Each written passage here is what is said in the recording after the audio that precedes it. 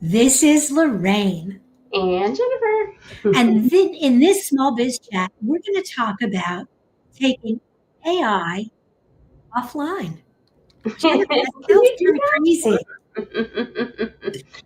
I just got back from a conference. I went to Denver to listen to a lot of different other business owners. And so that's really fun, especially their agency owners. So being in a room full of people that are just like you is great to have that offline experience. Oh, being around other business owners and other people that are walking in your shoes. Because as much as your family and your friends know and love you, they just don't get it. And so that energy is just excellent. I Um, shared a room with one of them, and I was a little like, I'm not sure how this is going to go, but it worked out really well because I was like, she doesn't need me. Like, she can do everything that she's going to do, and we can just talk business and still have fun. and still have fun, and that's also an important part of those conference experiences. But we're not going to talk about the conference experience. We're really going to talk about something you did that really reminded me. When I ran the agency, I always took somebody with me to a meeting to take notes because I wanted to be present. I didn't want to worry about capturing what people were saying. I wanted to listen. I wanted to watch their body language. I wanted to let my mind go to that next creative solution. Yeah. And you did the same thing, but you didn't bring one of your team members with you. How'd you do it? And I didn't, before anybody thinks, I did not bring a generic recording of like that listens to your calls or anything like that you're doing offline. Or, I mean, sorry, when you're online.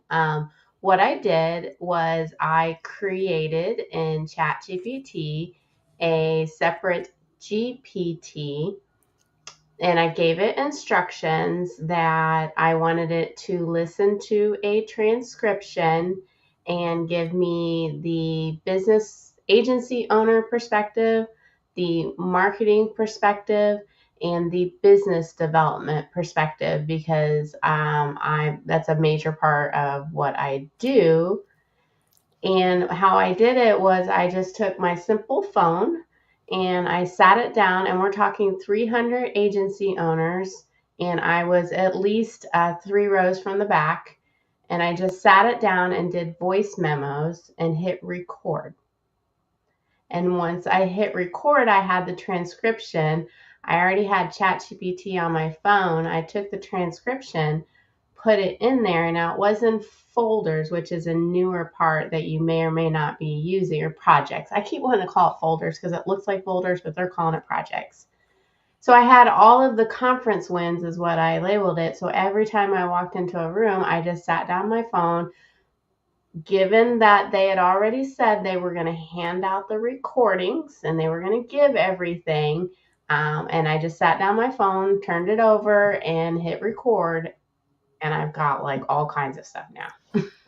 And the beautiful thing is, at the same time that recording was going on and that uh, GPT was running in the background and transcribing and analyzing, you were sitting there and you were free. If something really struck you, if there was a quote that just made you go, whoa, you could live in that moment and really focus on that.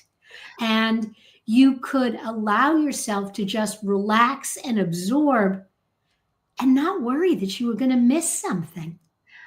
I saw people taking screenshots, feverishly trying, which is normal. That's what we've always done, and feverishly taking notes and maybe even answering emails and that. And I'm thinking, you paid a lot of money to be here. I want to sit and listen. I want to doodle. I want to every now and then, write out what I need. Mm-hmm. I actually have the transcriptions. I have the audio. I thought about this before this call. I could actually put it into Google LLM or into Google Notebook. Notebook. And I could Yes. podcast out of all of them and re-listen to them if I wanted to. And I Absolutely. might. Or you might pick and choose. If there were certain ones that really, as you're reading the transcripts and you're reading through the notes, really went, oh my God, that's really actionable. I'd love to hear them do that again. Yeah. Yeah, and I could keep breaking it down because the reality is when you go to a conference, and I didn't stay for all of them, you can only implement so much. And so the problem is when you come back with all these notes and you're like, I want to implement it all. And you again don't take that space to think and that creativity and be like, okay, there's a lot here I could do. What is the most important thing that I should do that's going to actually impact the problem that I'm currently having? Absolutely. I went to my last conference and it was a podcast conference, and I wish I had done this, talk to you before I went, but I did come home with a bunch of action items and I implemented one, but I kept all the action items and I have it in a task folder, and every month it pops up and says, hey, look at these. What do you think?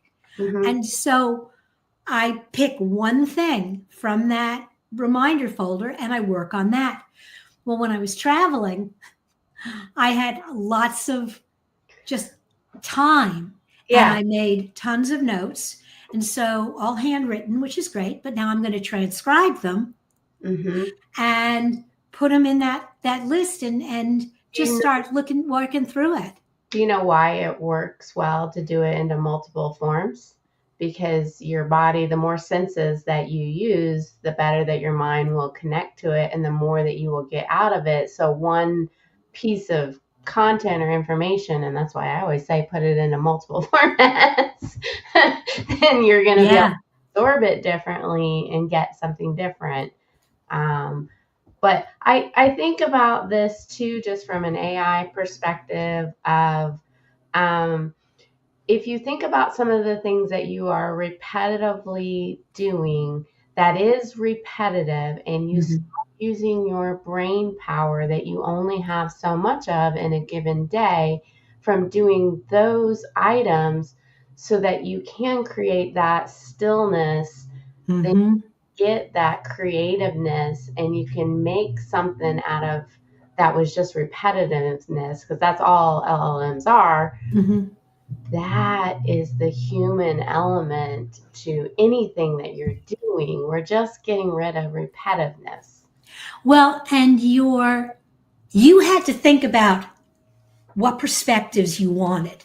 You couldn't let AI decide for you what was important. You said, look for things that business owners will appreciate. Look for things that business development people want to know about. What are the things that other marketers need to know? And so you had to think about, who is my audience? What part of this is going to be relevant for them? Without that direction, you just get a generic list. Yeah, I just listened to a masterclass on this morning. If you've never listened to masterclass, and there was one on coming up with ideas. And one of the concepts was there's not anything you're going to say to about a 95% degree of certainty that anybody else has not already said. It's more of from your own perspective of how you say it differently. And so it's not about new information. It's about your perspective, that human element. Absolutely. Okay, well, we're going to pause here. But if you are exploring AI and you really want to learn more about how to use these tools, I think you need to connect with Jen at elevatedmarketing.solutions. She is doing so many amazing things with AI. So are you. Yes, but I'm not at the point where I really want to do a lot of teaching on it. I think I really think that people with questions, advanced questions, need to come to you. Yeah, and I could pull it outside of marketing, guys. I can pull it into business situations. So it doesn't have to be marketing and how to use your AI with your marketing. I can pull it into business situations. Cool. All right. Take care. Bye now.